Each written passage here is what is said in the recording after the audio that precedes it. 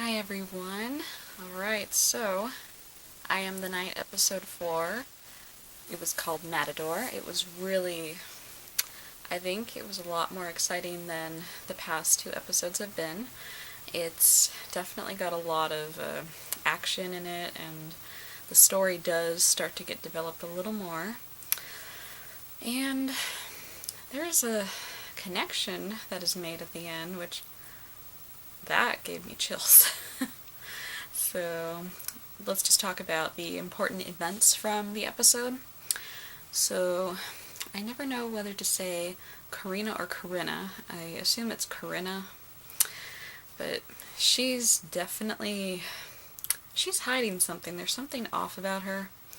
She calls Jay one night and she seems like she has something to tell him, and she's in tears and she's just acting really vulnerable. But before she can tell him anything, she hangs up and he doesn't know exactly what that was about.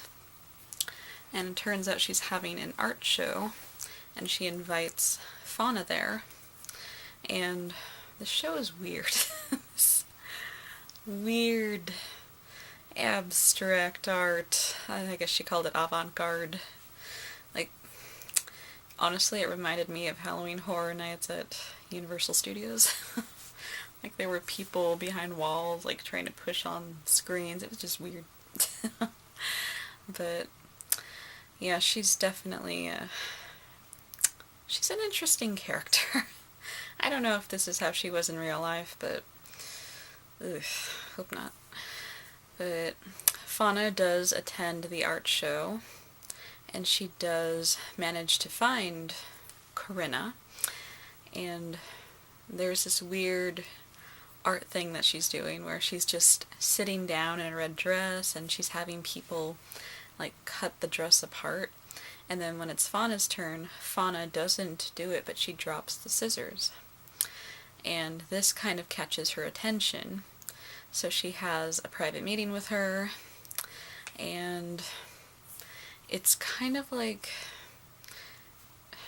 this is a different Corinna than the one that called Jay. It's just, she's so, I can't think of a good word to describe her. She's just very secretive, like she's just not wanting to tell the truth. And she knows things. Fauna does eventually slip her address book out of her purse, and she finds out that her mother is in Hawaii. Whether that is 100% true or not, that we'll find out soon, but yeah, she does not give her a lot of answers, and I still feel like there are so many unanswered questions with Corinna, and I don't know if we're ever going to get the answers, but in real life, you don't always get the answers, so if that is something that the show is pointing out, then I think they're doing a good job. So let's see. Oh yes. The crazy man who has been following her, who is working with George Hodel. His name is Sepp, so he follows Fauna to the art show, and he has set up a trap. He knocks her unconscious and takes her to the basement, and that is when he attempts to attack her. Thankfully, and I don't know how this happened, I thought I missed a part, but Hollywood. Jay finds them just in time, and he attacks Sepp, and he really, it's like he's in the war. He's just having this moment of out-of-control rage, fighting this man, and then finally he kills him, stabs him in the abdomen, and he just seems really out of it, really was like he was having a war flashback or something, which we have been seeing off and on. But yeah, he does save Fauna, but he's not your typical savior, let's just say that. So Fauna freaks out, and then she's like, okay, we can't just leave the body here. So they eventually take the body and they throw it into a field, but not before Fauna takes his wallet, and they're basically trying to figure out who this guy was exactly, because she knows that he has connections with her grandfather. And once Jay is sober, which is rare on this show. He eventually goes to Sep's apartment, which there was something in there, and I don't know if I was seeing things. I'm not going to evaluate it, but there was something creepy looking in there. I don't know if you guys noticed that. But while Jay is there, Sep technically gets a message delivered to him, and it's an invitation to another art show that Corinna is having. And this is the same building that she took Fauna to back in episode 2. And there's like it's a nicer art show, let's put it that way. But Corinna is not interested in talking to Jay, so she has security go after him, and he manages to escape, but he finds a room. This is the same room that Fauna was in. Like, she didn't make too much of this room, but Jay, he starts making connections. This is the room where there's all these paintings, and it's like women that have been cut up and put together like Frankenstein, which there have been a lot of metaphors here where George Hodel is like Frankenstein and Sep was like Igor, and Sep was kind of trying to, like, I don't think he was supposed to attack Fauna, but he was kind of like trying to impress George Hodel. I don't know. He was an interesting character.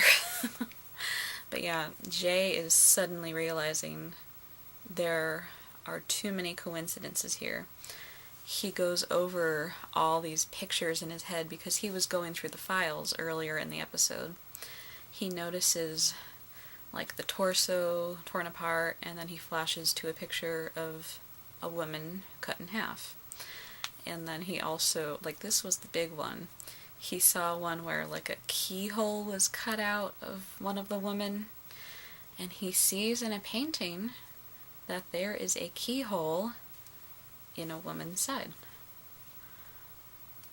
That's, I don't know how accurate this is to real life. I don't know if this room existed. I don't know if he collected all these paintings. I don't know if this is just a show creation or what, but if this was real, this was definitely the telltale sign that George Hodel murdered all these women. Yeah, just he's just so creepy. Even if he didn't murder them, he's really suspicious. So it's hard to say that he didn't, honestly. But I can't say that he did either, as much as I want to. But yeah, so he's starting to make all these connections. So the Black Dahlia case most likely is connected to this now. And we actually do see Fauna meet up with her mother again. She was gonna come to LA to bring her home, but instead she's at a nightclub singing to a very lifeless crowd. I don't know what that scene was for, but she confronts Fauna, and she's... ugh. You can't tell exactly if she cares or not, because she seemed like a part of her cared when she called Jay in the first episode, but then she doesn't like what Fauna is doing. She even slaps her. Like, I don't get her love and concern, really. But her character is very off the rail, we could say. Jimmy Lee is just... I feel like there's more to her than we get to see, but I don't know if we're going to see more of her. This seemed like the episode where they were saying goodbye to her character. But maybe we'll see her in the finale.